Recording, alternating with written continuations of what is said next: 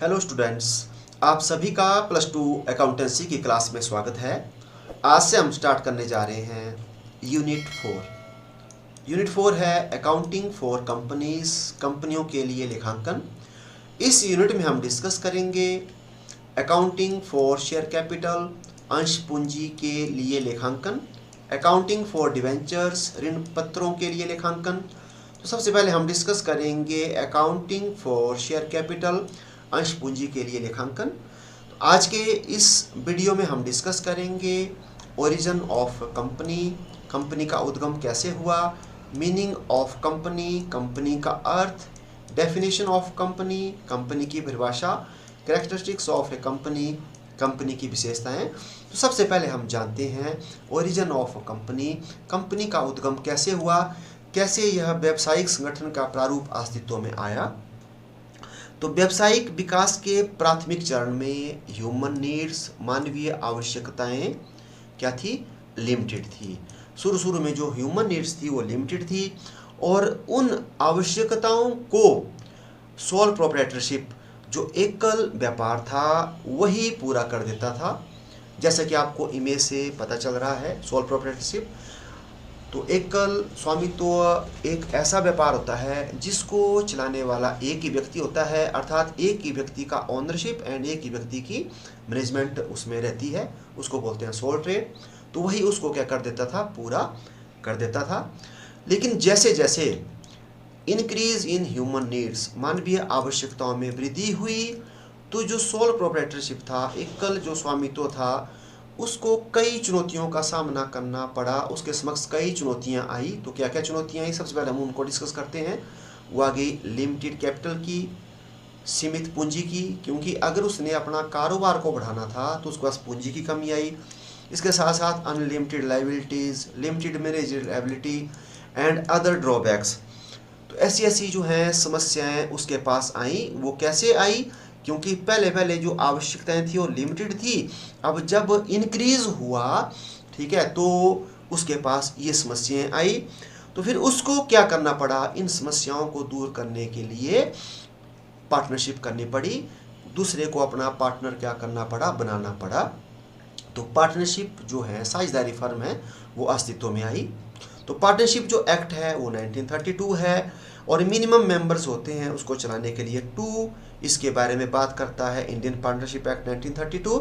और maximum members कितने हो सकते हैं, तो बैंकिंग बिजनेस में हो सकते हैं मैक्सिमम 10 एंड जनरल बिजनेस में हो सकते हैं 50। तो इसके बारे में, जो मैक्सिमम मेंबर के बारे में बात इंडियन पार्टनरशिप एक्ट नहीं करता है, वो करता है कंपनी एक्ट। तो सोल प्रोप्राइटरशिप में जो कमियां आई, उन कमियों को दूर करने के लिए किसका जन्म हुआ, पार्टनरशिप का जन्म हुआ। तो फिर जैसे जैसे और ज़्यादा इंक्रीज हुआ, इंक्रीज इन ह्यूमन नीड्स, मानवीय आवश्यकताओं में वृद्धि हुई, तो जो समस्या सोल प्रोप्राइटरशिप के पास आ रही थी वही कहाँ आने लगी, पार्टनरशिप फर्म के पास आने लगी। क्योंकि यहाँ पर भी बैंकिंग बिजनेस में हम 10 से ज़्यादा मेंबर नहीं कर सकते हैं और जनरल में 50 से ज़्यादा नहीं कर सकते हैं। अगर करेंगे तो इलीगल बिजनेस जो है हो जाएगा। तो वही समस्याएं कहाँ आने लगी, पार्टनरशिप फर्म में भी आने लगी। तो लिमिटेड कैपिटल की, अनलिमिटेड लाइबिलिटीज़ की, लिमिटेड मैनेजेबिलिटीज़ की एंड अदर ड्रॉबैक्स आने लगी। फिर जो है जन्म हुआ कंपनी ऑर्गेनाइजेशंस का। तो कंपनी जो एक्ट है वो है 2013। जब मेंबर्स की बात करते हैं, तो अगर हमने प्राइवेट कंपनी को चलाना है तो उसमें मिनिमम हो सकते हैं 2 मेंबर, और पब्लिक को चलाना है तो उसमें हो सकते हैं मिनिमम 7, और मैक्सिमम मेंबर जो कंपनी, प्राइवेट कंपनी को चलाएंगे तो उसमें 200 मेंबर हो सकते हैं, और पब्लिक में नो लिमिट, कोई भी इसमें सीमा नहीं है, जितने मर्जी मेंबर्स को हम इसमें शामिल कर सकते हैं। तो ये आपको इमेज से पता चल रहा है कि सोल प्रोप्राइटरशिप में कमियां आई, फिर पार्टनरशिप का जन्म हुआ, पार्टनरशिप में कमियां आई तो फिर कंपनी ऑर्गेनाइजेशन का जन्म हुआ। ठीक है, तो ये हमने जाना ओरिजिन ऑफ कंपनी, कंपनी के उद्गम के बारे में कि कैसे हुआ। अब हम जानते हैं meaning of a company, company का अर्थ। A company is a voluntary associations of certain persons formed for profit, whose capital is divided into transferables limited liability shares and whose registrations, that is amalgamations as an artificial person, is subject to the Companies Act. Company लाभ के लिए बनाई गई कुछ व्यक्तियों की ऐच्छिक संस्था है जिसकी पूंजी हस्तांतरणशील सीमित दायित्वों वाले अंशों में विभाजित होती है तथा जिसका रजिस्ट्रेशन अर्थात समावेदन एक कृत्रिम व्यक्ति के रूप में कंपनी अधिनियम के अधीन होता है। In a company organisations many individuals and organisations invest small amounts of capital. In this way, a sufficient amount of capital is accumulated with the company.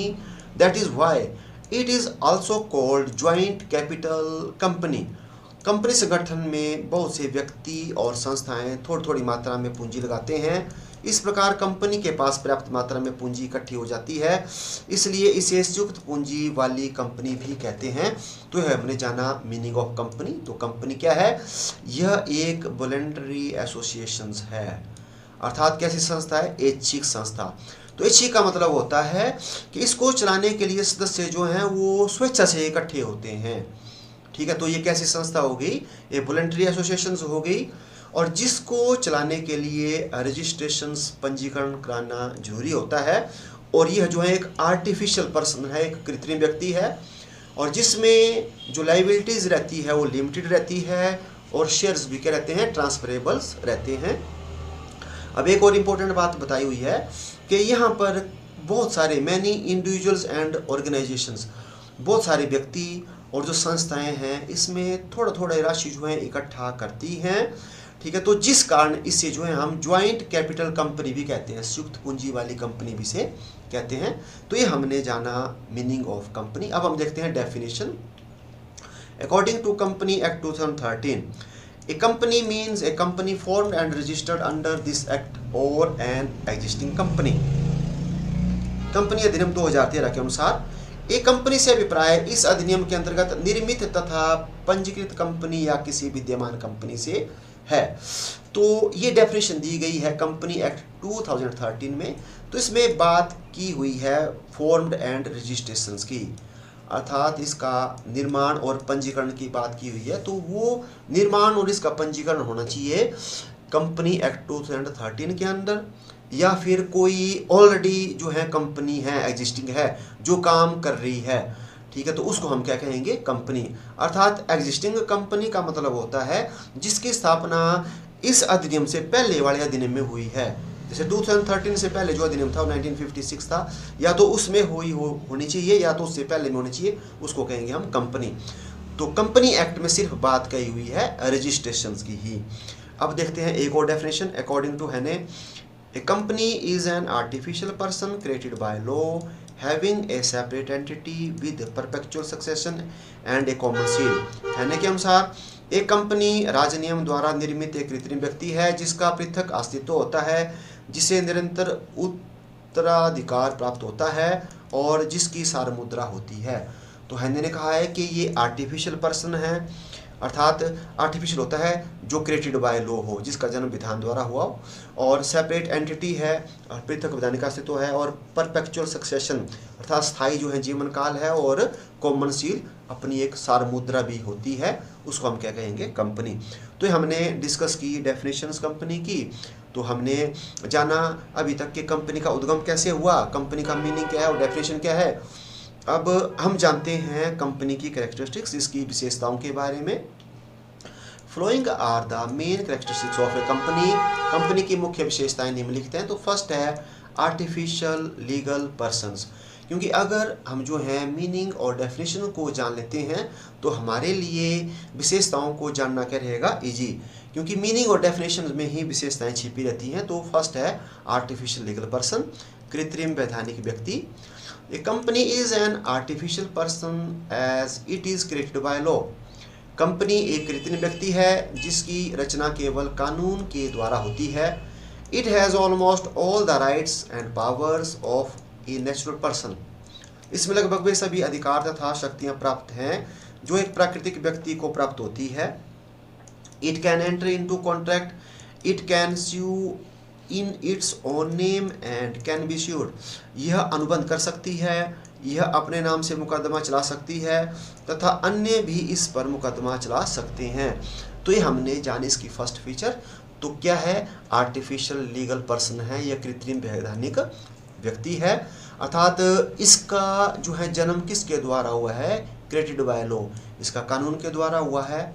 और इसमें वो सारे के सारी जो है राइट्स एंड पावर हैं जो एक नेचुरल पर्सन के पास होती है, वो सारे के सारे इसको अधिकार प्राप्त हैं। अर्थात ये जो है कॉन्ट्रैक्ट कर सकती है, अनुबंध कर सकती है और किसी के विरुद्ध जो है मुकदमा भी कर सकती है या कोई दूसरा कंपनी पर भी मुकदमा चला सकता है। तो हमने डिस्कस की फर्स्ट फीचर। अब देखते हैं हम सेकंड, इनकॉर्पोरेटेड बॉडी, सम्मिलित संस्था। Company must be registered under company act, by virtue of this it is vested with corporate personality. एक कंपनी अधिनियम के अंतर्गत पंजीकरण अनिवार्य है, इसके परिणाम स्वरूप ही इसको कंपनी व्यक्तित्व प्राप्त होता है। It has an identity of its own, although the capital of contributed by its members, called shareholders, yet the property purchased out of the capital belongs to the company and not to its shareholders.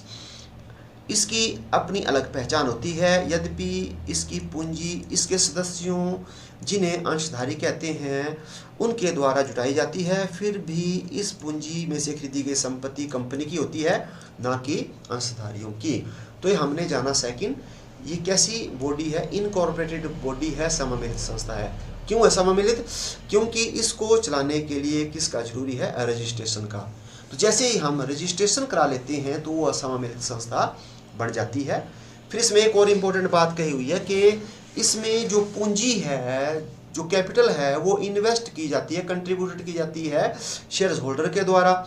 जो amount है वो होता है share holder का, ठीक है। लेकिन फिर भी पूंजी शेयर होल्डर की है, लेकिन कंपनी क्या कर सकती है, उस पूंजी में से संपत्ति खरीद सकती है और उस संपत्ति के ऊपर अधिकार किसका होता है, उस कंपनी का ही होता है, ना कि शेयर होल्डर का। तो ये बात इंपॉर्टेंट है। अब क्यों है? क्योंकि ये कैसी होगी, सम्मिलित संस्था होगी, क्योंकि इसका रजिस्ट्रेशन हुआ है। तो हमने डिस्कस कर ली second.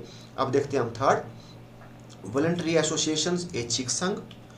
A company is a voluntary association of some persons which is formed by legal process. Company कुछ व्यक्तियों का ऐच्छिक संघ होता है जिसका निर्माण कानूनी प्रक्रिया द्वारा होता है। But no legislations can compel individuals to form a company. परंतु कोई भी विधान व्यक्तियों को कंपनी बनाने के लिए बाध्य नहीं कर सकता। तो ये भी काफ़ी इंपॉर्टेंट इसकी फीचर है, वॉलंटरी एसोसिएशंस, अर्थात ये ऐच्छिक संघ है। तो इसके बारे में हमने पहले बात कही कि इसमें जो सदस्य हैं वो स्वेच्छा से अपने आप इकट्ठा होते हैं इसको चलाने के लिए, ना कि किसी को कंपेल किया जाता है, ठीक है। तो एक ये फीचर्स होगी। तो इसको चलाने के लिए स्वेच्छा से इकट्ठा होते हैं इसको चलाने के लिए, और कोई भी विधान, कोई भी कानून जो है वो व्यक्तियों को इसको बनाने के लिए बाध्य नहीं कर सकता। ये हमने थर्ड फीचर डिस्कस कर ली। अब देखते हैं four, capital divisible into shares, पूंजी का अंशों में विभाजन। The capital of the company is divided into shares, a shares of an individual's units of capital. The face value of a shares is generally of a small denominations which may be ₹10, ₹25, ₹100 etc. Company की पूंजी अंशों में विभक्त होती है। अंश company की पूंजी की अविभाजित इकाई होती है। कंपनी के अंशों का अंकित मूल्य होता है जो सामान्यतः 10, 25 अथवा 100 होता है। तो एक फीचर्स ये भी है कि जो कैपिटल है उसको डिवाइड कर दिया जाता है किसमें, शेयर्स में। तो पूंजी का अंशों में विभाजन, तो जितनी पूंजी होती है उसको हम अंशों में विभाजित कर देते हैं, और जो पार्ट्स होते हैं उनको हम शेयर्स बोलते हैं। और जो शेयर्स हैं वो 10 रुपीज़, 25 रुपीज़ या 100 रुपीज़, ये जो है पर शेयर्स की क्या रहती है, वैल्यू होती है। तो एक फीचर्स ये है कि कैपिटल जो है उसको डिवाइड कर दिया जाता है शेयर्स में। अब देखते हैं fifth feature, transferability of shares, हस्तांतरणीय अंश। The shares of the company are easily transferable. The shares can be bought and sold in the stock market. Company के अंश आसानी से हस्तांतरणीय हैं। अंशों का स्टॉक बाजार में क्रय विक्रय किया जा सकता है। तो एक फीचर ये है कि अगर कोई शेयर होल्डर कंपनी के शेयर्स को खरीद लेता है तो उसको वो ईजिली से क्या कर सकता है, किसी दूसरे को ट्रांसफ़र कर सकता है, ठीक है। और जो शेयर्स हैं उनको स्टॉक मार्केट में क्या किया जा सकता है, खरीदा बेचा जा सकता है। और कौन सी मार्केट में, जो सेकेंडरी मार्केट में हम उसको क्या कर सकते हैं, खरीद बेच सकते हैं। तो एक फीचर ये भी है कि हस्तांतरणीय अंश, हम शेयरों को क्या कर सकते हैं, कंपनी के खरीदे हुए शेयर को किसी दूसरे को हम ट्रांसफ़र कर सकते हैं, बेच सकते हैं। नेक्स्ट, परपेचुअल एग्जिस्टेंस, स्थायी अस्तित्व। A company has an independent and separate existence distinct from its shareholders. Changes in its membership due to death, insolvency, etc. does not affect its existence and its continuity. Company का अस्तित्व अपने अंशधारियों से स्वतंत्र एवं अलग होता है। मृत्यु अथवा दिवालिया हो जाने के कारण इसकी सदस्यता में परिवर्तन का इसके अस्तित्व पर कोई प्रभाव नहीं पड़ता, यह चलती रहती है। तो एक हमने देख लिया इसकी विशेषता के परपेचुअल एग्जिस्टेंस, स्थायी अस्तित्व। तो इसका जो अस्तित्व होता है वो स्थायी रहता है, अर्थात इसका कोई शेयर होल्डर है, अगर उसकी डेथ हो रही है या इंसॉल्वेंसी या तो दिवालिया हो रहा है तो उसका इफ़ेक्ट जो है कंपनी के ऊपर नहीं पड़ता। तो इसके बारे में एक बात इंपॉर्टेंट भी है कि मेंबर्स में go, members may come, but company goes forever. कोई इस तरह से चाहे आता रहे, कोई चाहे जाता रहे, कंपनी जो है यह चलती ही रहती है। तो एक फीचर ये होगी कि स्थायी अस्तित्व। अब नेक्स्ट देखते हैं, लिमिटेड लायबिलिटी, सीमित दायित्व।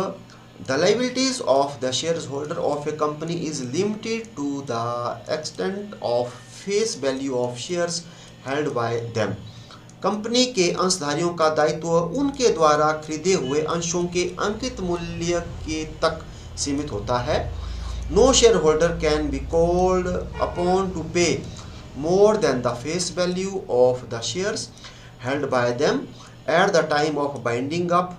If necessary the shareholders may be asked to pay the unpaid value of shares. किसी भी अंशधारी को उसके पास रखे अंशों के अंकित मूल्य से अधिक का भुगतान करने के लिए नहीं कहा जा सकता। अधिक से अधिक उनमें अंशों के अयाचित मूल्य का भुगतान करने के लिए कहा जा सकता है। तो एक काफ़ी इंपॉर्टेंट फीचर है लिमिटेड लायबिलिटी, सीमित दायित्व। तो जो शेयर्स होल्डर होती है उनकी जो लायबिलिटीज़ होती है वो होती है लिमिटेड। तो लिमिटेड कहाँ तक, जितने उन्होंने शेयर्स खरीदे हुए हैं वहीं तक ही उनकी लायबिलिटीज़ जो है रहती है, उससे ज़्यादा जो है उनको भुगतान करने के लिए नहीं कहा जा सकता। तो जब कंपनी बाइंडिंग अप होती है तो जितनी जो है अनपेड वैल्यू रही हुई होती है, अनपेड मतलब अयाचित मूल्य है, वही कंपनी क्या कर सकती है, मंगवा सकती है, उससे ज़्यादा नहीं। अब नेक्स्ट देखते हैं 8 नंबर, रिप्रेजेंटेटिव मैनेजमेंट, प्रतिनिधिक प्रबंध। The numbers of share holder is so large and scattered that they cannot manage the affairs of the company collectively. अंशधारियों की संख्या इतनी अधिक होती है तथा बिखरी हुई होती है कि वह सब मिलकर कंपनी के कार्यों का प्रबंध नहीं कर सकते। Therefore, they elect some persons among themselves to manage and administer the company. These elected representatives of shareholders are individually called the directors of the company and collectively the board of directors. इसलिए company के प्रबंध एवं संचालन के लिए वह अपने में से कुछ व्यक्तियों को चुन लेते हैं। अंशधारियों के द्वारा चुने हुए यह प्रतिनिधि कंपनी के निदेशक कहलाते हैं तथा सम्मिलित रूप से इन्हें निदेशक मंडल कहते हैं। तो ये एक फीचर्स ये भी है रिप्रेजेंटेटिव मैनेजमेंट, प्रतिनिधिक प्रबंध। तो जो कंपनी का जो मैनेजमेंट वो कैसे कैसे होता है, अब इसमें बात कही हुई है कि जो मेंबर्स होते हैं, शेयर होल्डर होते हैं कंपनी में, उनकी संख्या क्या होती है, काफ़ी ज़्यादा होती है, बहुत सारी होती है, और एक तो बिखरी हुई होती है, ठीक है। तो ये फिर जो है सब मिलकर के कंपनी का कार्य नहीं कर सकते। तो इसलिए ये जो शेयर होल्डर होते हैं यही कंपनी के क्या करते हैं, संचालक मंडल का निर्माण करते हैं। और जो संचालक मंडल के जो निर्देशक होते हैं, जो डायरेक्टर्स होते हैं, वही कंपनी का क्या करते हैं, मैनेजमेंट करते हैं। और हम उनको कलेक्टिवली क्या कहते हैं, बोर्ड ऑफ डायरेक्टर्स, जो निदेशक मंडल या संचालक मंडल भी हम इन्हें कहते हैं। तो कंपनी का जो मैनेजमेंट है वो कैसे होता है, रिप्रेजेंटेटिव जो मतलब सदस्य होते हैं उनके द्वारा किया जाता है। तो एक फीचर्स ये है। अब नेक्स्ट देखते हैं 9 number feature, separate legal entity, पृथक वैधानिक अस्तित्व। A company has a legal entity separate from its member, it can purchase and sell properties in its own name, can open a bank account and can enter into contract and conduct a lawful business। एक company का अस्तित्व इसके सदस्यों से अलग होता है। यह अपने नाम से संपत्ति खरीद और बेच सकती है, बैंक में खाता खोल सकती है और अनुबंध कर सकती है और एक वैध व्यवसाय कर सकती है। तो एक ये भी काफ़ी इंपॉर्टेंट फीचर्स है सेपरेट लीगल एंटिटी, कि कंपनी अलग होती है और इसको चलाने वाले जो सदस्य होते हैं वो अलग होते हैं। तो कंपनी कोई भी एसेट्स अपने नाम से खरीद सकती है, बैंक में जब खाता खोलेगी तो वो कंपनी अपने नाम से खोलेगी और कोई भी लीगल बिजनेस जो है कर सकती है। तो एक फीचर्स ये भी है। फीचर नंबर 10, कॉमन सील, सार मुद्रा। A common seal is the official signatures of the company. Any document bearing the common seals of the company is legally binding on the company। सार मुद्रा किसी कंपनी का अधिकृत हस्ताक्षर है किसी भी दस्तावेज पर। यदि कंपनी की सार मुद्रा अंकित है तो इसे कंपनी कानून रूप से बाध्य हो जाती है। तो एक ये भी काफ़ी इंपॉर्टेंट फीचर्स है कि कंपनी अपने साइन नहीं कर सकती, तो साइन की जगह किसका इस्तेमाल करती है, वो कॉमन सील अपनी सार मुद्रा का करती है। ठीक है। और जब भी सार मुद्रा जो है किसी डॉक्यूमेंट्स के ऊपर लग जाती है तो वह जैसे जो है एक लीगल जो है डॉक्यूमेंट बन जाता है। ठीक है। और फिर इससे कंपनी कानून रूप से बाध्य नहीं कर सकती। तो ये हमने डिस्कस कर ली इसकी फीचर्स। तो आज के इस वीडियो में इतना ही, हम मिलते हैं नेक्स्ट वीडियो में। Thank you.